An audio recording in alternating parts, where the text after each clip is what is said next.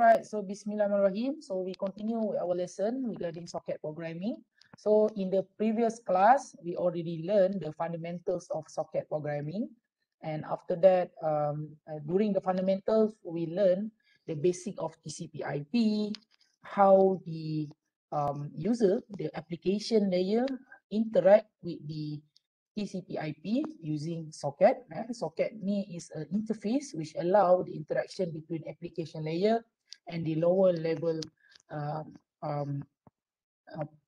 layer in TCP/IP.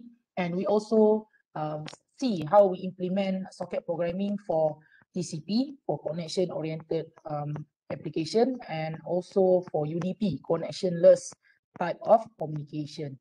And we also has discussed the different kind of socket function that we can use, such as we are creating socket using socket function, then we are using the bind function, listen function, accept, connect, send, and receive, so that we can successfully sending data over the internet or over the network using socket programming. Right, so what we have covered so far is the basic or common socket protocol. Common socket function. But now we will extend a bit our discussion into the advanced socket function, where there is a requirement if we want to do socket programming, where we want to tweak ataupun kita nak ubah certain parameter in the socket.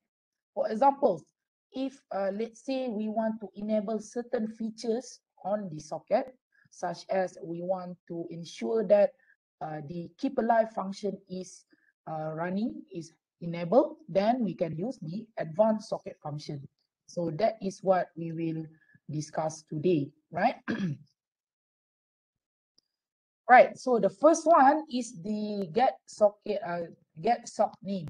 So what it does is it will this socket is part of include syssocket.h. So this is the library which this functions resides. So it will return a value, right, an integer value, and this is the parameter or the parameter that we can pass to the function. So first is the socket, so which is the socket descriptor. If we are already create the socket, then if we want to get the name of the socket, then we can put the socket descriptor here. Then the struct, which contain the information such as IP address and also the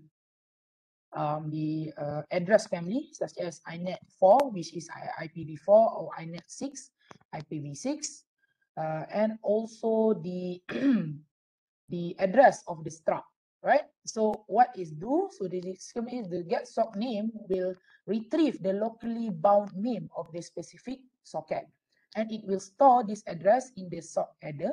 So by using this, we can get the locally bound name. So maksudnya dia adalah, kalau kita nak tahu dengan lebih lanjut lah, nama soket yang telah kita create tu. So kita boleh gunakan get sock name. Dan if the function successfully get the information, which is the name, it will return 0. That means it is successful. So if there is an error, so usually dia akan returnkan -1 kalau kita paskan socket descriptor yang salah. So that means we are creating a socket, tapi mungkin kita simpan dalam satu variable dan kita pass variable yang salah, dia akan returnkan -1, which indicate an error. And after that,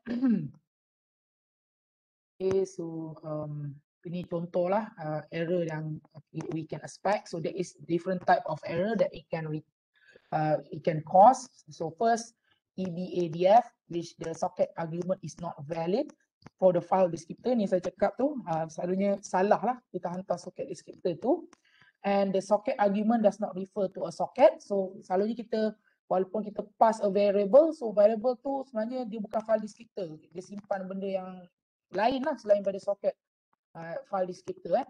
And mungkin the operation is not supported for the socket protocol. So mungkin kalau kita gunakan raw socket, dan mungkin dia tak support function untuk kita dapatkan socket punya name. And maybe because the socket already been shut down or because of insufficient resources, mungkin memori tak cukup ataupun sebagainya.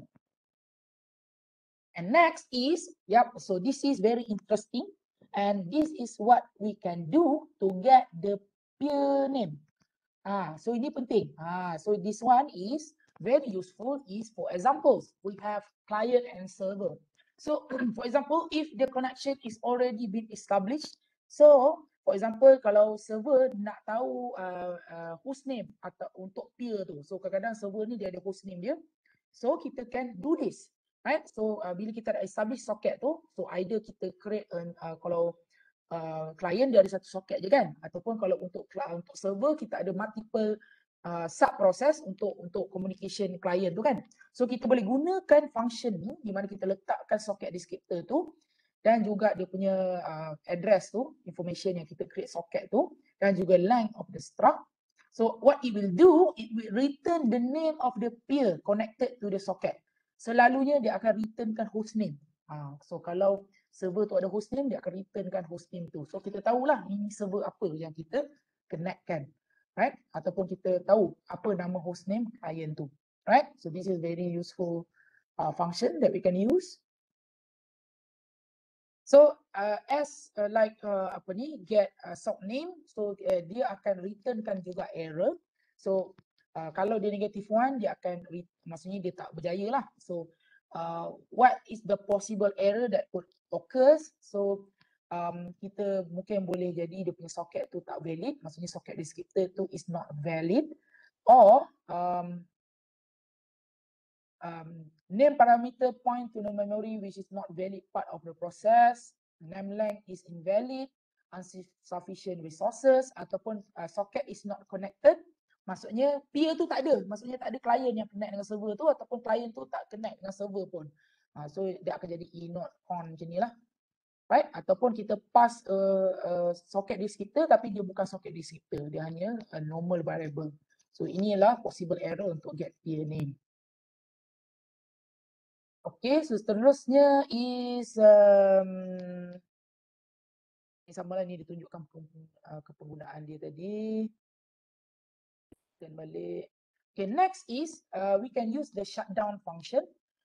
For example, if we have the socket already been established, for example, if we are using TCP, the three-way handshake is already been established. So maksudnya between server and client. But if we want to shut down the socket, we can do it by using the shutdown function. So the shutdown function is we can pass the socket descriptor for the function, for the socket, and also the value. So how ni dia menunjukkan apa yang kita nak buat. So the value of how ni is in integer. So if the value is 0, we does not allow any more receive. So maksudnya kita boleh send tapi kita tak akan terima any packet from the peer. Kalau kita pilih parameter dia 1, then we doesn't allow any send, but we can receive from the peer, right? If we put it 2, that means we doesn't allow any send and receive activities. So maksudnya kita memang shutdown. Tapi dia bukan, kena faham shutdown punya function ni adalah bukanlah kita bring down. Kalau kita bring down, kita akan gunakan close punya function macam saya tunjukkan sebelum ni. Kan kalau saya tunjukkan from the previous examples, we are using the close function. Basically we just close the socket, maksudnya kita releasekan dia punya resources. But shutdown is different. Shutdown ni dia macam pause, dia macam dia shutdown kan socket tu. Dia different daripada close. Okay, sama juga dia akan returnkan a 0 kalau if it is successful, and it will return -1 if there is an error. Okay, right. Okay, so ini semua everyone must be focused. So if I'm giving a test, so usually this is the advanced socket function that I will ask, which is the get socket option and set socket option. These two things. All right. So like I said before, socket it has its own parameter. So dia ada parameter dia ataupun ada features yang memang kita dah set to the socket. So for example, the features is such as keep alive, the buffer size, apa lagi? Buffer size betul kita boleh setkan dia punya kalau kita nak reuse kan, maksudnya kita allowkan port yang kita bind tu being reuse. So itu one lah. Sebenarnya ada banyak lagi kalau kita nak tengok tu socket option, so mungkin kita boleh tengok dekat sini, dekat man dia. So kalau kita man socket, kita tengok manual untuk socket. Kalau kita tengok dia punya socket option tu banyak Let's see where is the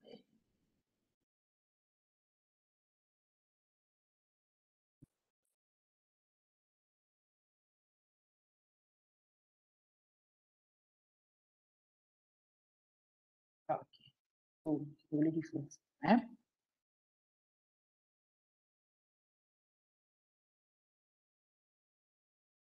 Different section. So let's see. Okay. So ni is all the option that we can use, right? So for example, if we want to send a broadcast, so we need to set the option to broadcast so that we can permit sending a broadcast datagram. Or if we want to debug, so for example, if the socket has some error or something that a very low level that we want to troubleshoot, then we can use the debug keyword so that we can enable the debugging. Down route, it will not looking up into the IP table of the host. So kalau macam Linux, dia akan ada built-in punya routing table tau. Kalau IP route, if I'm not mistaken. So this is the routing table. Maksudnya kalau server tu, walaupun dia pakai router, so even kalau dia adalah server, dia akan ada routing table dia. Nampak dia ada default gateway dia. So kalau kita setkan parameter ni, dia tak akan ikut dia punya routing table tadi. Okay, dan juga kita ada boleh nak print out all the error. So ini yang selalu saya bagi dalam test lah, keep alive. So ini adalah kita bila kita enablekan keep alive dekat socket tu dia akan enable another function tau. So maksudnya dia akan sentiasa check sama ada dia akan hantar keep alive punya packet tau. Maksudnya dia akan sentiasa check sama ada dia punya peer, client ke server tu reachable ke tak. So bila kita dah buat session three-way handshake tu, kita nak make sure kalau contoh mungkin berlaku something happen in the network where the packet cannot be reached, maksudnya dia tak ada reachability between server and client, tetapi visually kita still nampak macam ada kan, so kita tak boleh nak knowing sama ada peer tu boleh reach atau tak. So we can do the keep alive untuk elakkan packet loss and everything. So this is one of things yang kita boleh enable kan. Kita boleh enablekan linger, OOB inline. Ini kalau kita nak increasekan buffer size. Ni kita nak buat receive punya buffer size ataupun send punya buffer size. So if we are increase the buffer size, so what will happen? Yes, maybe there is some application where kita nak hantar file yang besar-besar. Selalunya kita perlukan buffer yang besar. But the problem is if we increase the buffer, sometimes it will create the additional problem or issue, which is kita akan increasekan latency. So maksudnya bila server dapat, dia dapat dekat packet tu, dia akan simpan dulu. Dia bila buffer tu, baru dia akan ni. So dia akan introduce additional latency to the packet, right? So inilah banyak lagi lah. This is all the function buffer size yang kita boleh socket option. Oh, by the way, socket option ni dia ada level nanti kita kena set juga level dia. So kalau kita nak gunakan this option, contoh macam kita nak reuse adder ke reuse port ni, dia adalah part of this sole socket. Kalau kita nak gunakan this one, ini untuk protokol, IP protokol punya level. Ini pula dia punya function. Mungkin kalau kita nak enable multicast ke, so we need to use the advanced socket function. Ataupun mungkin kalau kita nak buat IPv6 punya ICMP, so dia different option lah. So this is all the option that available to Unix punya socket, right?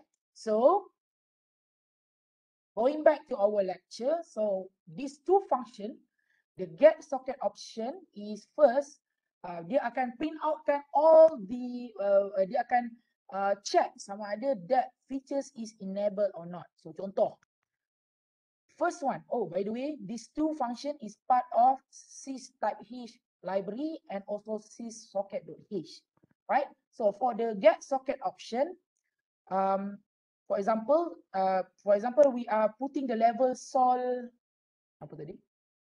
sol socket and the option name is, for example, keep alive. So using this, we can know whether that features is being enabled or not.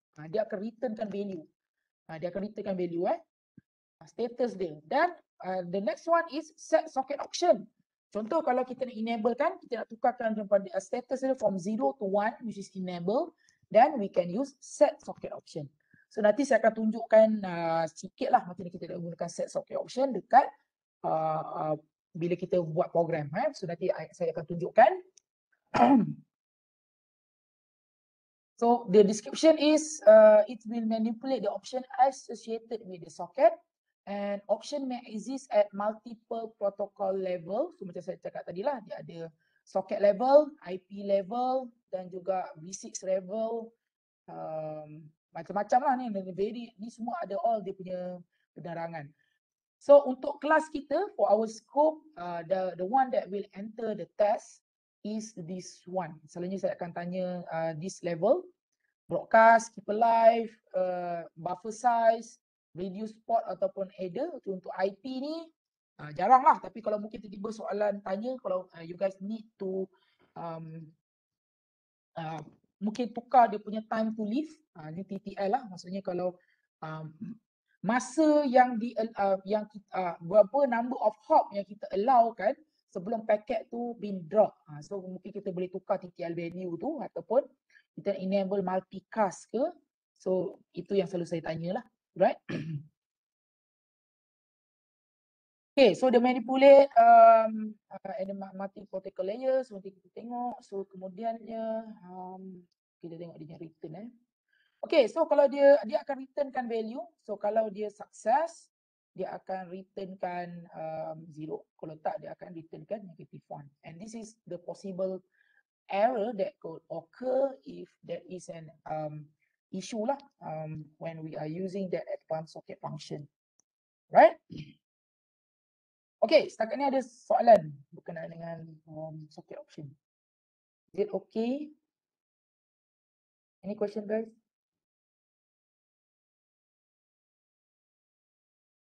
Okay, sir. Right, jom kita tengok sekejap. Ada tak sini mana saya buat dulu. Sekejap, saya buka balik kod yang sini. Saya malah nak type balik Sekejap, saya buka yang server saya. Server dah running.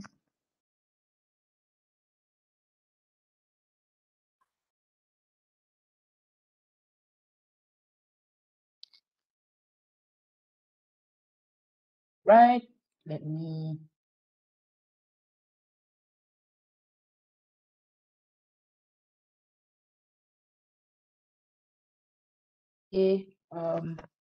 jom kita tengok socket apa ni, kita buat set socket dulu mana saya letak server I think.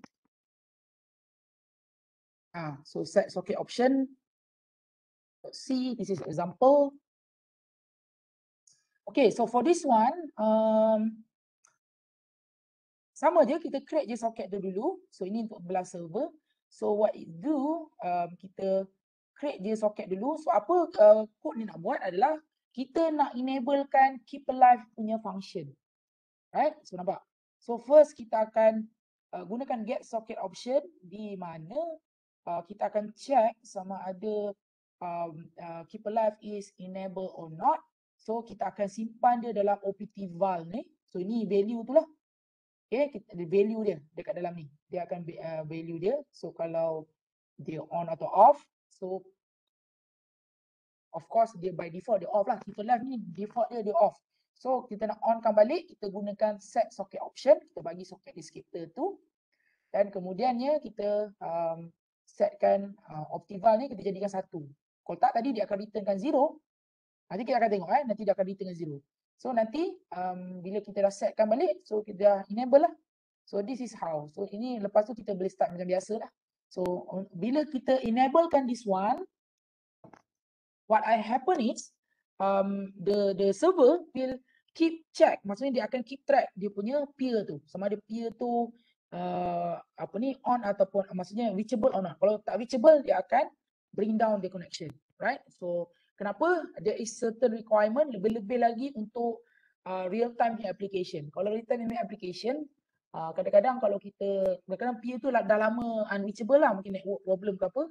So kita still keep sending data, so dia akan jadi macam data inconsistency ke apa. So of course nanti there will be a requirement that you the socket must be able to detect if the station is still alive or not. So contoh kita compile. Okay. Right. So first dia akan printkan off. Okay, pasal dia returnkan 0 value. Dan kemudian kita setkan on, dan kemudiannya dia akan jadikan on, dan kemudiannya dia boleh start macam biasa. Right? Okay, so itu untuk set socket option lah. So nanti mungkin saya akan tunjuk pula macam mana kita nak gunakan yang lain. Alright, so setakat ni ada soalan ke? Any question? No, sir. Alright, kita sambung. Okay, so also we have the get hostname and set hostname. So this is also useful. So get hostname dengan set hostname ni adalah is where kita akan dapatkan hostname server ataupun klien kita. So maksudnya dia bukanlah merujuk kepada socket. This is also useful lah. Tapi walaupun dia tak actually referring to any specific socket. Kenapa tak kat sini? Kita tak pass pun socket descriptor. So apa dia buat? So selalunya dekat server, kan tadi mula-mula selalunya kita akan gunakan in tandem. Kita akan gunakan sekali dengan get peer name ni. Pasal kan get peer name ni kita akan gunakan hostname kan. So contoh kalau server dia nak tukar dia punya hostname. So server ni dia ada hostname dia. This one. This is my hostname, lab server. Contoh kalau kita buat hostname, this is the value tu. Ini yang dia nak ambil tu. Dan kalau kita set, kita akan setkan value ni. Kita boleh gunakan option tu. So bila nanti mungkin kita tukar, so bila contoh klien dia nak gunakan get peer by name tadi tu, mungkin kalau kita nak tukar nama lain boleh. So kita boleh gunakan this option. Klien pun sama. Dia boleh tukar hostname dia menggunakan this function, right? Okay. Get hostname, so dia akan returnkan samalah. Kalau dia successful 0, if it's unsuccessful it will return -1. Right? And get hostname or set hostname is part of UniSTD punya function. UniSTD punya library, right? Kena ada dulu. Okay, so this is also important. So this is where kita akan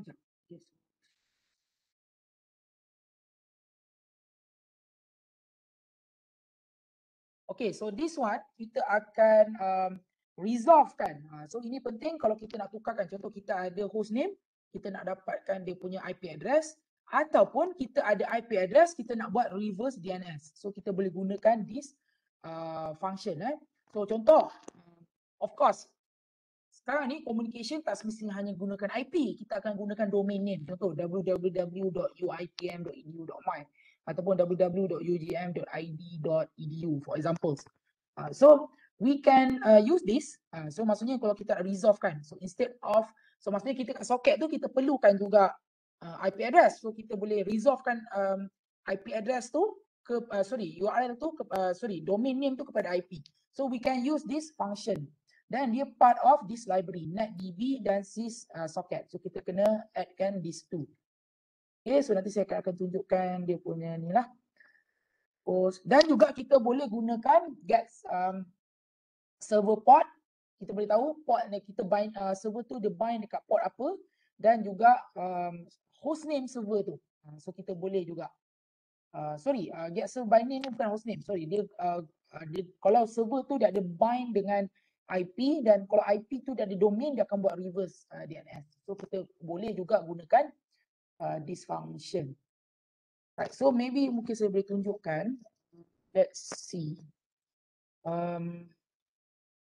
Untuk DNS tu saya ada buat dekat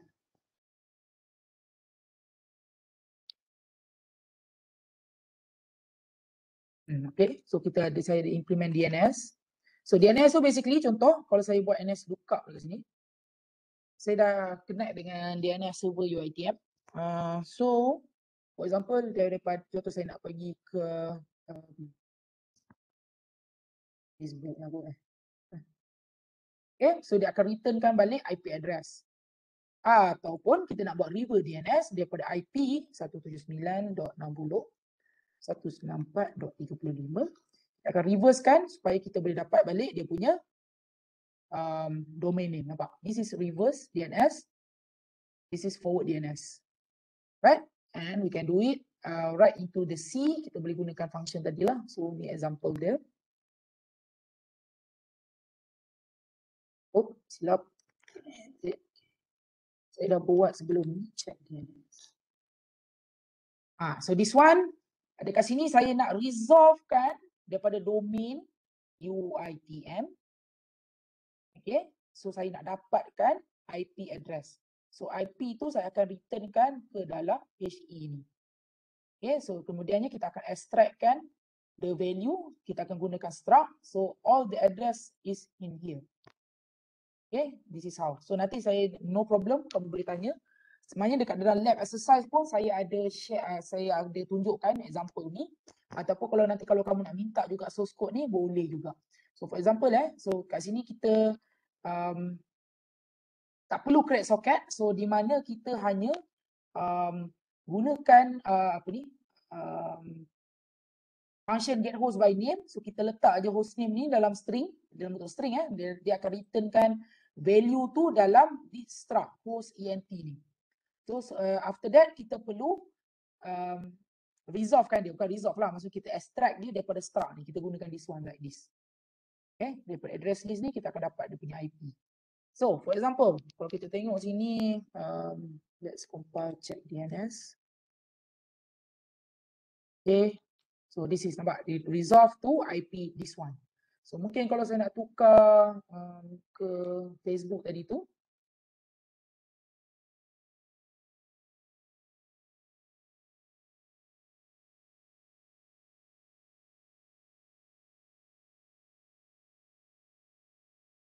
okay, so inilah IP Facebook tadi tu.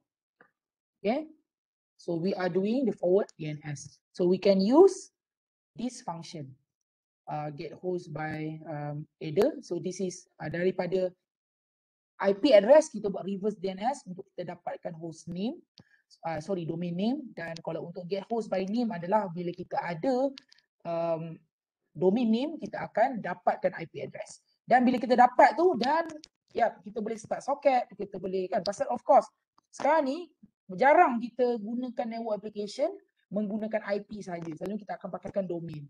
So kita kena tambahlah sikit. So, mungkin kalau macam dekat client punya site, so mungkin kalau kita tengok code client kan. Jadi nampak tak, kalau kita nak connect, kita akan gunakan IP address ni kan. So contoh kalau kita nak gunakan domain instead of IP, kita kena tambah sikit lah sebelum kita connect ni. Kita buat sikit get host by name tadi tu. So kita letakkan host name. So mungkin boleh minta user enter, ataupun kita letak je dalam variable host name yang kita nak resolve tu, facebook.com ke uitm.com ke apa. Kita resolvekan, dapat IP address, kita pass dekat sini. Boleh tak? So ini kalau kita nak guna domain lah instead of IP. So we can use this advanced socket function. Ada soalan tak setakat ni? Any question guys?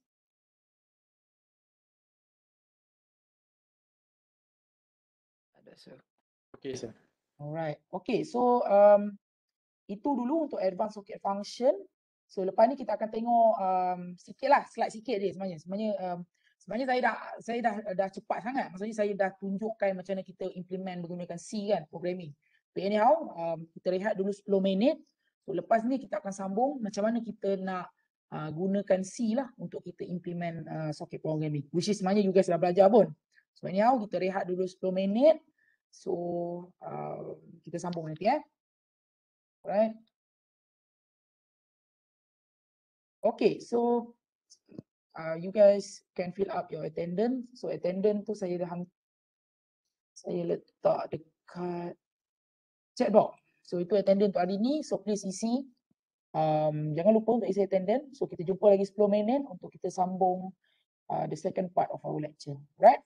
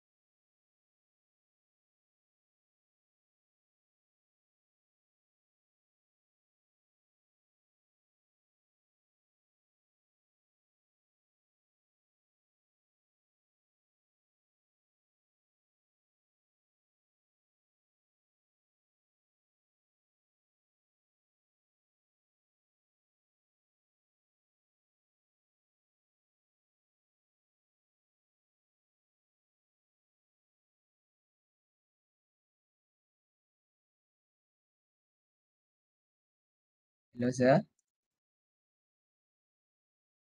Yes. Ada soalan ke Iman? Mana? Sebab line saya tadi tak clear. Saya tak dengar apa. Sorry. Oh, testing. Okay.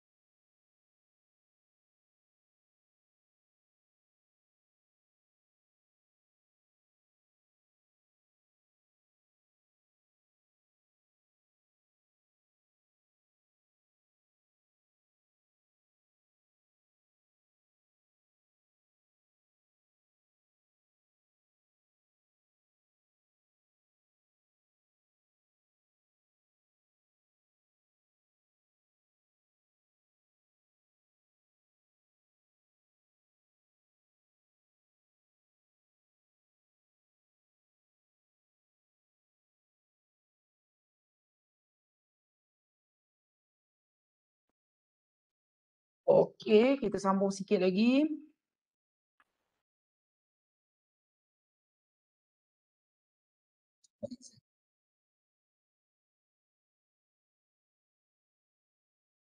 Alright, okay, so macam mana kita nak buat new programming in C? So basically benda ni saya dah tunjuk dah semua dah pun. Tapi anyhow, this is part of our syllabus. So kita tengoklah overview sikit berkenaan dengan C language. Tools, useful tools that we can use in Unix ataupun dalam Unix lah supaya can help us to do the socket programming, and also the compiler that we will use during the lab, and also the API lah. So API tu function tu lah yang kita buat bind, listen, right? So itu kita listkan sahaja. So by the end of the lesson, you should be understand the basic concept of C programming, and you should be able to write and compile socket programming using C language. Okay. So the overview, so the C language provide our base language from which we analyze the socket API. So the C language is a very powerful and general purpose punya tool. So C language ni dia memang all of the major operating system, Windows kernel, NT kernel, Unix, Linux punya kernel, many of the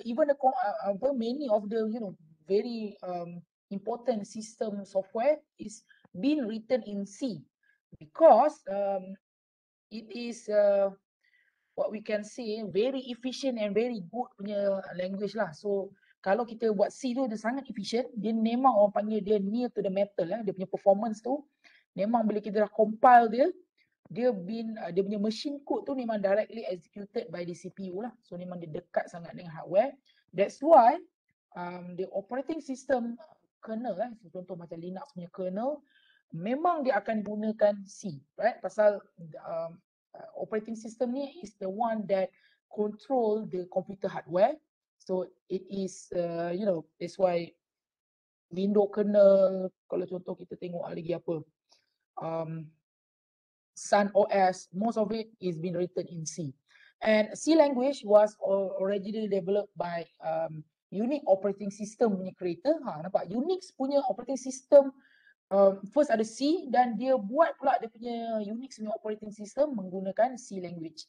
So dia punya developer tu adalah Dennis Ritchie dan Brian Kenihan. So these two guys is legendary lah dalam dalam computer science punya field, especially Dennis Ritchie ni Brian Kenihan ni pun sama je. Basically Dennis Ritchie dah tak ada, dia dah meninggal, dah mati. So anyhow, sebelum dia mati tu basically dia mati keseorangan lah. Tapi sebelum dia meninggal tu dia dapat various award from US punya government, for international punya government, for his contribution in C dan Unix. Dua benda yang sangat influential in computer science, in our computing punya world, senang cerita C language dan Unix, dia adalah daripada designer yang sama. Dan juga Brian Kenihan. Brian still hidup till this day. Dan dia sekarang ni tengah, if I'm not mistaken, dia sekarang ni bekerja sebagai expert di Google. Tu dia expert, dan apa yang dia project dia buat adalah dia introduce a more robust and efficient language lah. Dia sebenarnya predecessor kepada C, which is Go. Kalau you guys pernah dengar Go language So Go tu adalah, I think one of the punya developer adalah Brian Kenihan.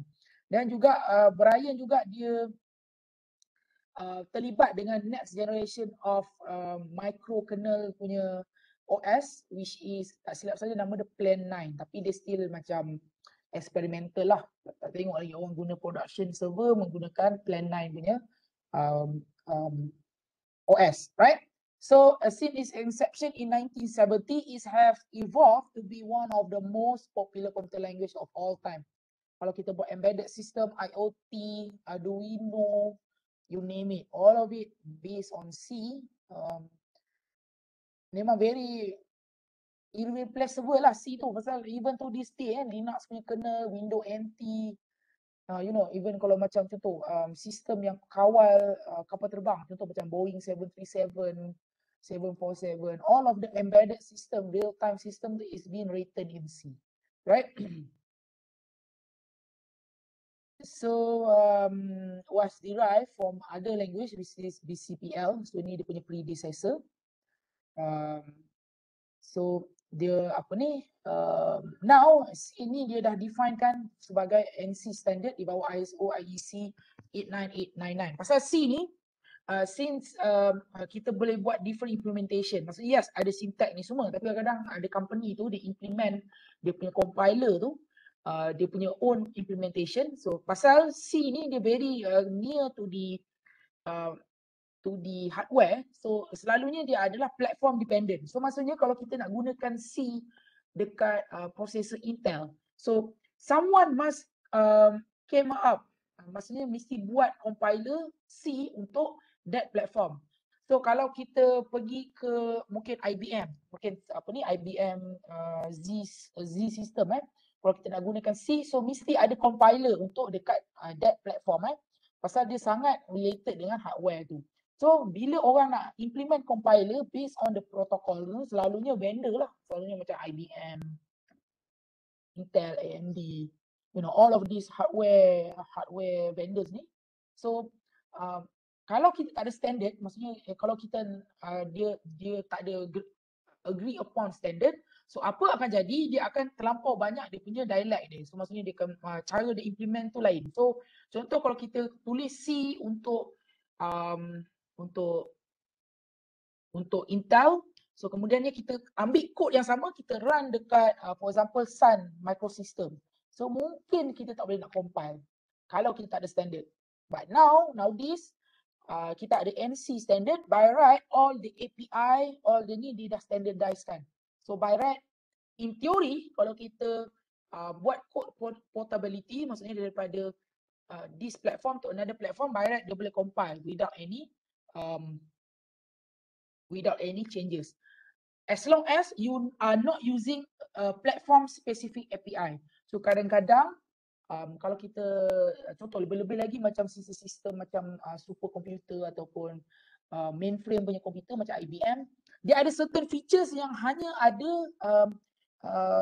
dekat platform tu. So mungkin dia ada transactional punya ke apa ke benda kan. So kadang kalau kita gunakan API dia, so kadang-kadang kalau kita ambil kod tu kita letak kat platform lain tapi dia tak ada that features, then mungkin akan error lah. Tapi benda tu kita boleh minimalkan. Tapi kalau benda lain, all benda-benda basic macam printf, kita nak access file system, by right is being implemented by the same standard, NC standard, right? Itu kena tahu. Alright, so the tool we can use in Unix atau Linux is the man page.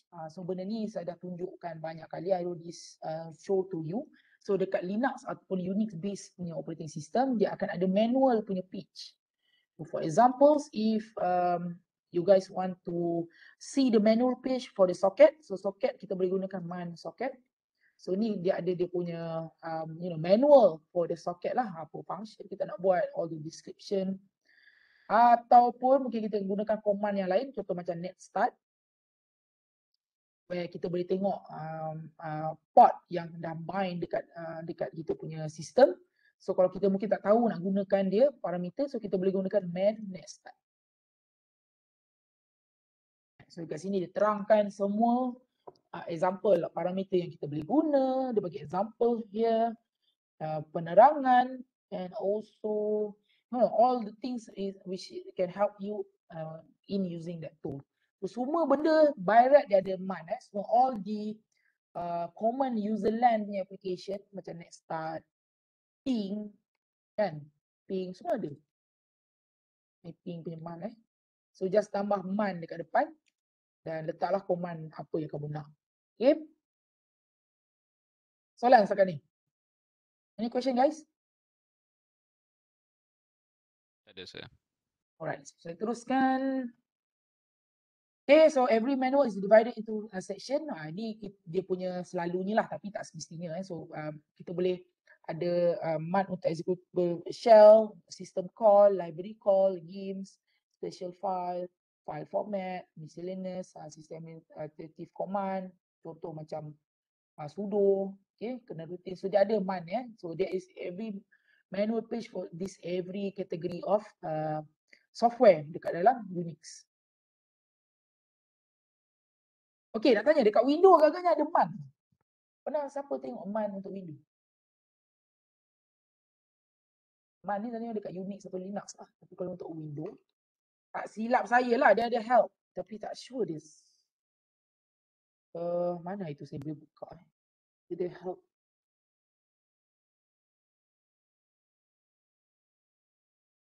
Dia ada sistem mana tau. Documentation dia ada sistem information ni bukan. Kalau sistem information ni lain. Kalau sistem information ni, kita nak tengok sistem punya information. Kan?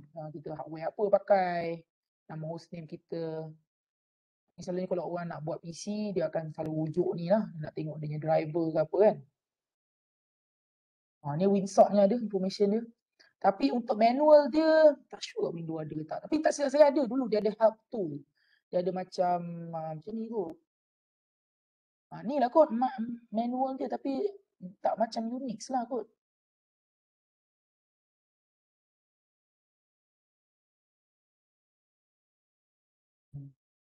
Maybe this is the man.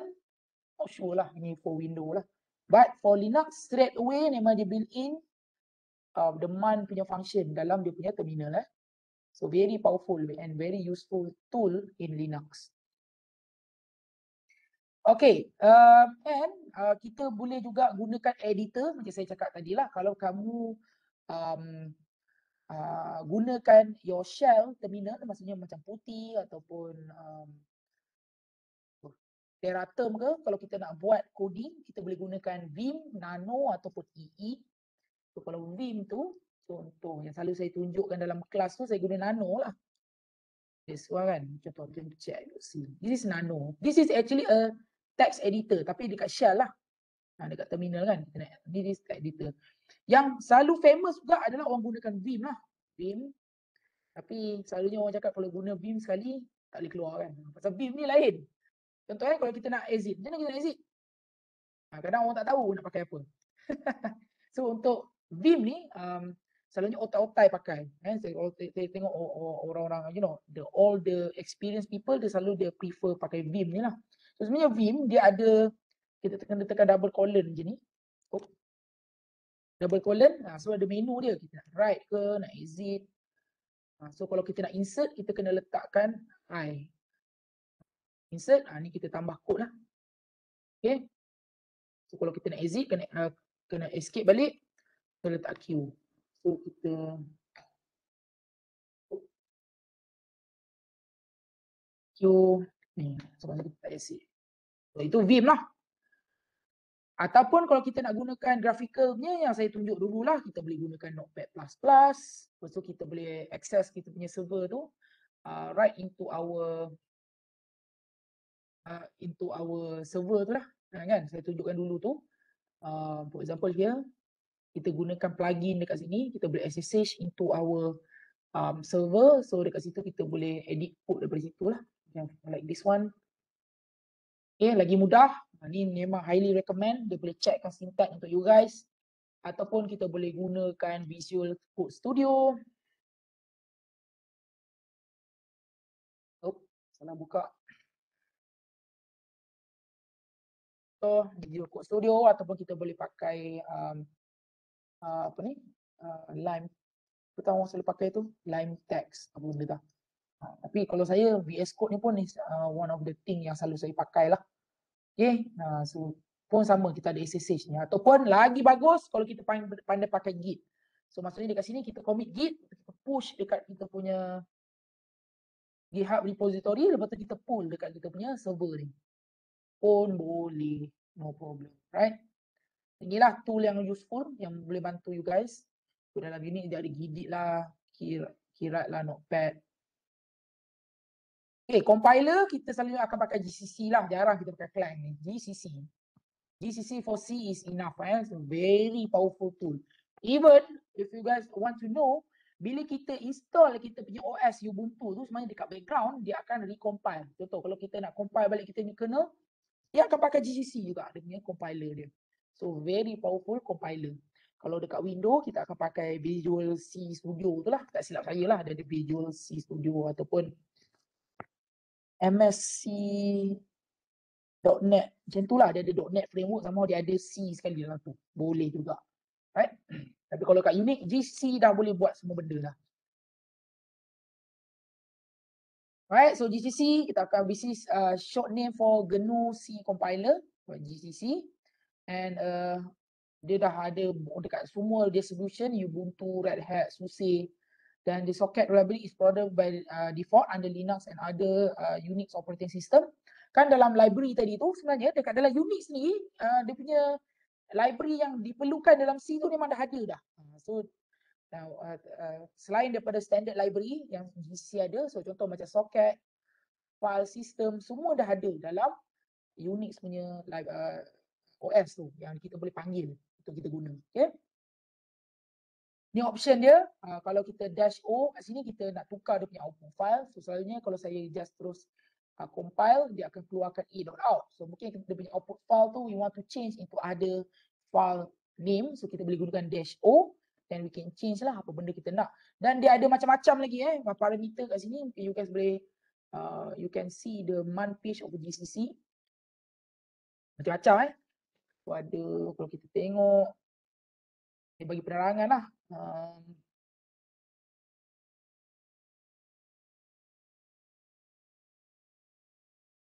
Sangat banyak. So kalau sini dia bagi penerangan lah soal the parameter yang kita boleh gunakan. So kat sini macam machine dependent option lah. Mungkin kalau memang kita nak sentuh supaya dia very optimized untuk certain processor, untuk ARM ke, untuk Intel ke, dia ada option tu. Okay. Ni advanced things lah. Ini kalau orang belajar, computer system architecture mungkin akan dealing with all of this lah. Tapi untuk socket programming tak adalah, kita sampai ke tahap low level tu Okay, so seterusnya.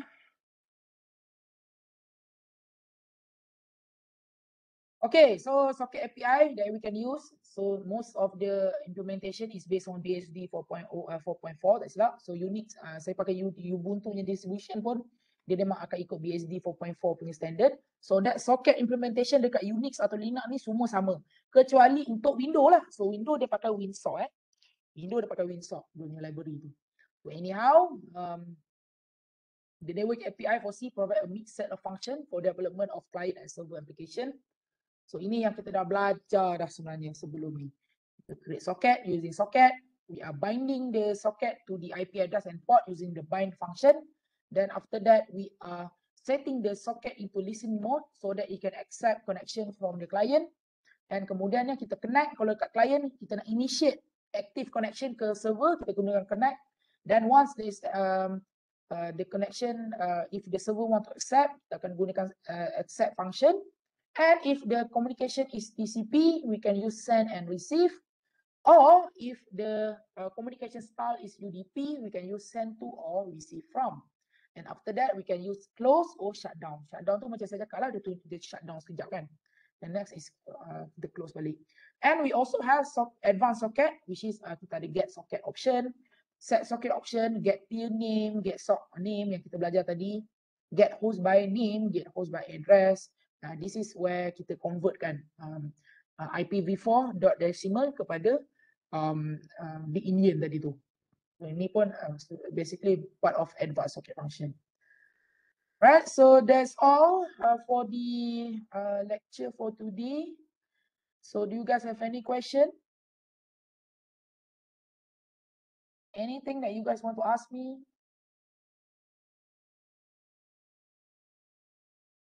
Yes, sir.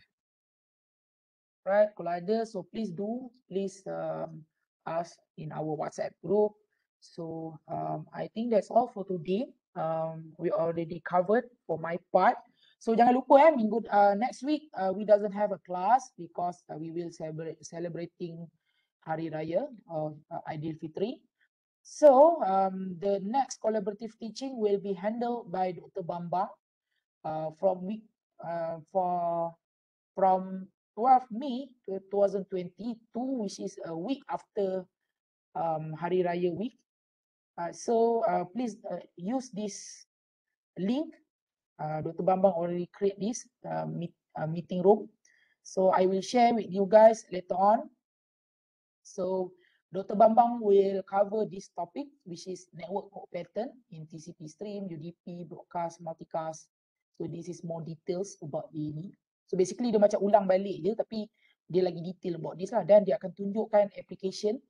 Mungkin dia akan tunjukkan macam mana HTTP, implementation of HTTP or SMTP. And also dia akan tunjukkan application untuk network programming, which is contoh dia tunjukkan mobile apps ke, peer-to-peer transfer, sensor network, IoT dan sebagainya. And all of this will be handled by Dr. Bambang. And insyaAllah I will also join you guys. So untuk attendance, dia akan pakai link attendance yang sama. Nanti Dr. Bambang akan share. Tapi yang untuk kuliah dia tu, kita akan gunakan Zoom lah, platform Zoom yang Dr. Bambang create. So jangan lupa, please join this collaborative teaching. It is compulsory, not optional, compulsory because attendance will be taken. Okay, masa yang sama 12.30. Ada soalan untuk collaborative teaching ni? Ada, sir. Right, kalau tak ada, then I think that's all from me. So Assalamualaikum. So selamat menyambut Aidilfitri. So Assalamualaikum, terima kasih kerana datang ke kelas.